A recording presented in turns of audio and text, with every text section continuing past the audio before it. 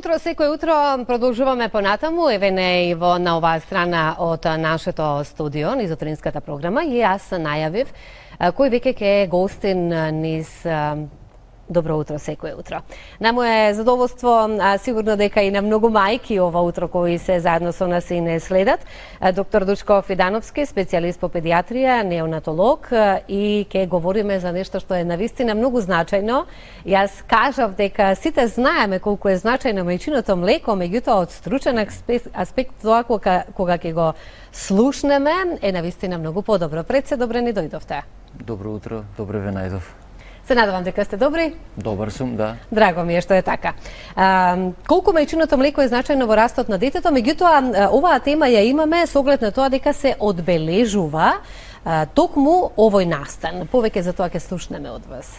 Да, се работи за светската недела на доењето, на поддршката на доењето, се работи за една иницијатива која што е токму востановена за да се обрне внимание уште поголемо на важноста на мајчиното млеко како идеална храна за бебињата, за новородените, меѓутоа и за доенчињата во текот на првите посебно 6 месеци.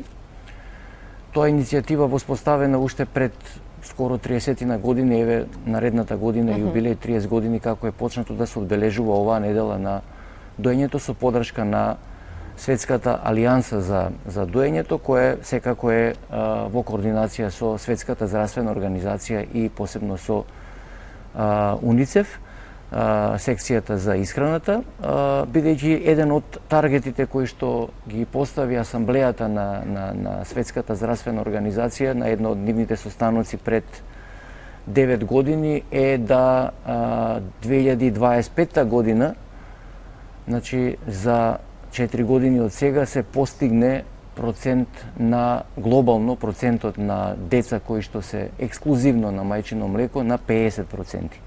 Што тоа значи? Под терминот ексклузивно доење или исхрана со мајчино млеко значи да бебињата во првите 6 месеци добиваат само млеко и ништо друго, почнувајќи од првиот час практично после раѓањето. Тој прв контакт е многу битен меѓу мајката и детето за воспоставување на лактацијата, ставање на града и почнување на вежбање на оној рефлекс за цицање и стимулација да млекото отпочне да се создава, кое веќе е создадено, всушност само дека треба да почне да излегува надвор, значи да оди кај бебето, па се до 6 месеци, меѓутоа и понатаму како основна храна, значи дури и додатоци било какви, вклучително и вода, не се потребни, и тоа го подразбира терминот на ексклузивно доење или исхрана со мајчино млеко. Секако доењето треба да продолжи и после 6-тиот месец со уведување на други типови на храна кои се потребни веќе во тој период на во развојот на детето и да трае најмалце до втората година, значи тоа е нешто што го потенцирам, значи мајките доколку имаат млеко и доколку постојат услови да не за се тоа, откажуваат може да самоволно и по втората година. Јас кажав доколку имаме еве ова утро мајки кои што не следат и сакаат да упатат прашање до вас, се соочуваат со можеби некакви проблематики и така натака. Кога е доињето во прашање, тоа е навистина специфично затоа што еве јас како мајка, оние мајки кои што се случува кај некои мајки да нема толку многу млеко за да може да ги задоволат потребите на бебето или било што со што и да се соочуваат, слободно може да се јавите и да поставите прашање до докторот ова утро, доколку имате желба за нешто такво. А ние ќе се продолжиме да кажавте многу добро, до 2 години е толку значајно мајчиното млеко дори да се храни детето без разлика и на оние додатоци кои што ги имаме плюс кашички и така натака неопходни за развојот. Каква е статистиката кај нас? Дали имате вие податоци во Македонија, мајките се расположени ли за доење? Затоа што живееме во едно модерно време, па и самите, морам тоа да го потенцирам и кажам, а и вие го знаете, се откажуваат од мајчиното млеко за да може друг да го чува детето, за да се појде на работа и така натака. Токму тоа и затоа е всушност овие кампањи кои што се однесуваат посебно оваа недела да се подигне свеста, дури и оваа недела. Оваа година, неделата на доењето, е под мотото, секоја година има различно мото, е да го заштитиме доењето и дека е тоа заштита на доењето, дека е заедничка одговорност. што значи не само да се отпочне со доење, да се имплементира, туку и да се подржи, да се создадат услови, ова што го кажавте, да доењето биде непречено. Иначе природата создала, тоа е исконска работа која уште од времето кога е, нели, првиот човек Така. создаден, дека Контактот мајка-дете, дете и дека мајчиното млеко до ден денеска не е најдено толку идеална храна која што е соодветна Што содржи за исхраната мајчиното млеко? Па ги содржи сите Да потребни подсетиме. сите потребни основни хранливи материи, минерали, олиговитамини, олигоелементи, витамини и голем број на имунолошки потребни материи кои што го штитат бебето, така да не само што се овозможува комплетно задоволување на нутритивните потреби на бебето, од аспект на јаглени хидрати, масти, протеини, минерали, витамини, тоа е многу добро избалансирано, идеално, значи во вештачки услови овие формули што ги има никогаш не успеале да го достигнат тоа ниво на избалансираност, дури се смета дека постојат и субстанции, материи во мајчиното млеко кои не се ни откриени. Кои не ни знаеме дека постојат или знаеме дека постојат, меѓутоа тоа по вештачки пат не може да се создаде. Така да не само што се обезбедува идеална храна за растот на бебето, туку се обезбедува и храна која обезбедува многу добар развој, посебно развој на мозокот. Докажано е дека децата кои што се доени, посебно во првите 6 месеци, ексклузивно доени, подоцна имаат многу повисоки интелектуални способности отколку оние кои што не се доени. Освен нутритивната, да речам, компонента, многу е битна и заштитата на млекото, заштитата на доењето, улогата на заштита од болести, значи се работи за една всушност процедура која што е идеална по однос на заштитата како на акутни, така и на хронични заболувања кои може да се појават кај децата. Но што правиме со оние мајки кои, или па која е причината според вас, кои немаат доволно млеко во себе за да го даде секоја мајка, тоа е природно да се млекото созда, освен доколку се работи за некаков проблем. Здравствен, значи на самата млечна жлезда или на тој сложен механизам на продукција од некаква органска причина, која доведува до тоа да нема доволно млеко. Иначе сите мајки природно е да постои продукција на млекото. Тука она што најмногу се греши е токму тоа во првите часови и недели, кој може да ја поремети таа лактација. Па мајката се откажува после. Контакт со луѓе кои што се едуцирани, кои што треба да помогнат околу тоа како да се воспостави, како да се одржи лактацијата, каква треба да биде незината исхрана, потоа да се обезбедат услови кога посебно е тоа многу битно во период кога жената се породува во првите неколку денови во болниците. Денеска веќе голем број од болниците се сертифицирани, го имаат оној сертификат на болници пријателки на бебињата кои ги имплементираат познатите 10 чекори кои помагаат во воспоставувањето, одржувањето на лактацијата, едуциран персонал кој ќе биде околу нив за поддршка, постојат различни групи сега кои што го обезбедуваат тоа и секако многу е важно тука е улогата на општеството да обезбеди услови за заштита на бремените жени и на жените кои што се во период на лактација, да ги заштити да можат непречено тоа да го спроведуваат. Пред се мислам на период кога она породилно отсуство што го викаме популарно, да им се обезбеди барем во првите 6 месеци, кај нас е тоа 9 месеци знаеме, меѓутоа има земји во кои што тој период е многу пократок. И подолг и меѓупократок.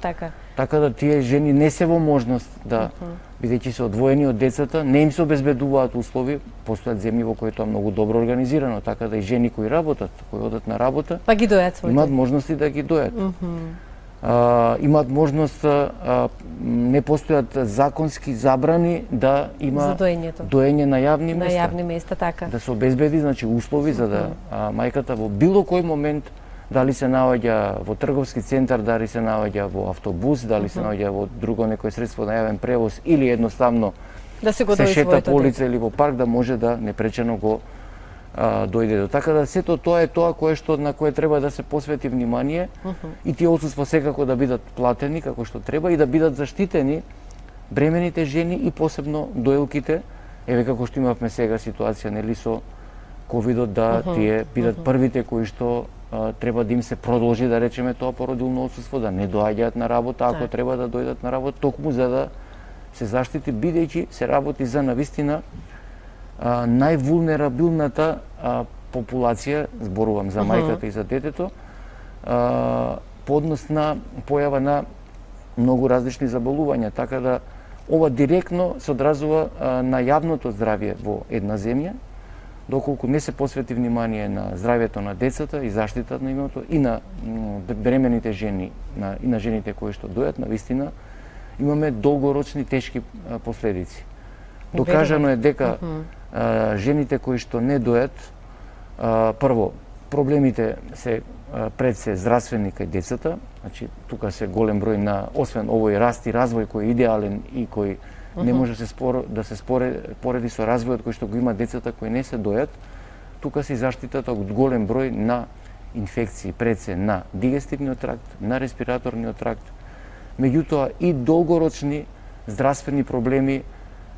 Децата кои што се дојат имаат помал процент на дебелина, на обезитет, кој што директно е поврзан со болестите како што се болестите на кардиоваскуларниот систем, дијабетот кој подоцна во текот на животот ги појавуваат манифестациите, а се должат токму на неправилната исхрана или исхраната не со мајчино млеко во првите месеци и година од животот на детето, а исто така и мајките кои што дојат се заштитени од голем број на заболувања. Значи, ја би испомнал само две малигни заболувања кои често се појавуваат во женската популација, тоа е карциномот на дојката и карциномот на овариумот.